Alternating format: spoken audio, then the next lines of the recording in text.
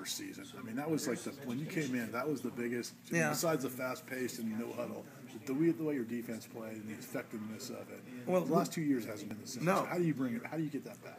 Well, the biggest thing we got to do is we got to limit big plays, and to me that's been the biggest issue we've had is we've played well at times and let the ball get thrown over our head.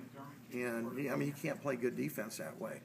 Part of it's been we're playing younger players at the corner. When we first came in here, we had LJ and God, I'm losing my mind. Sean Alston, and they kind of understood the system, but they'd played before. They'd gone out there and got their noses bloodied in the neighborhood, and didn't look real good the year before we got there. But having that experience coming back, you get a little bit more moxie about you.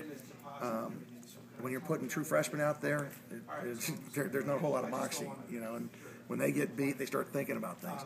You got to work through it. You got to continue to drill technique, and you got to bring in competition so that those kids know that if they're not getting done, somebody else will. And it's a fine line because at corner, other than the quarterback position, it might be the most highly looked at position because defensive line, they make a mistake, linebackers make a mistake, safeties make the tackle. Guys run by corners or safeties, the officials do this, and everyone knows that's the guy. So you got to be mentally tough to play those positions. And part of it's teaching them how to be mentally tough, and a lot of that's done through the development of your off-season program, making them stress and strain through tough things. But we've got to get better there, clearly. So secondary play, that has been a lot. I think that's probably the biggest thing. Last year we didn't force enough takeaways. When you're playing with confident veteran football players, they can go after the football. When you're playing with guys that are playing for the first time, they're just happy to make a tackle at times. And so I think it's a little bit of a dynamic of once you get older players, you ought to be playing better if you're doing a good job of developing them. I mean, you have a little more experienced secondary this year, but your defensive line, on the other hand, is going to be kind of novice. So how is that going to change the dynamic? Well, Coach Schultz and I have talked about that. Obviously, losing Tyler's going to be a big drop. You don't always have a NFL draft pick as a nose guard, especially when 6'2", 318. But I like the guys we have. If I had to pick, I'd probably rather have a corner with experience than a nose guard. But both those are key positions in this defense. I like the fact that we've got 3 linebackers who've started in multiple games.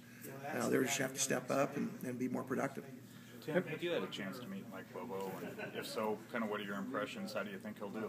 I met Mike in May at our meetings in Arizona. Really impressed. It seemed like just a real genuine guy, down-to-earth guy. I think looking at his track record, he's going to have a chance to do a terrific job at Colorado State. What are the biggest things for a guy that's been a coordinator becoming a head coach? You've obviously gone that route. And just what's the hardest transition for that first year or two? The hardest thing is probably all the administrative and other things you have to do, which pulls you away for a little bit from actually coaching football. I've made a decision that I'm not going to call plays on game days, defensively, which is my, expertise, because I trust Coach Toth, and he's been with me for years, and he's going to run things the way that I want them to be run. I think I heard that is Coach Bobo going to call his own plays? I think those are tough. I talked to Will Muschamp before I took this job, and Will did it. And he talked to me about his schedule and stuff. It's one of those things that, for me, I've been around coaches that have done it and those that didn't, and I just felt for me anyways, having the trust in my guys to be able to step back works for me. I think you can manage the game better than if the offense is on the field, I'm over with the defense, and not knowing what's going on. I don't know if I could handle that.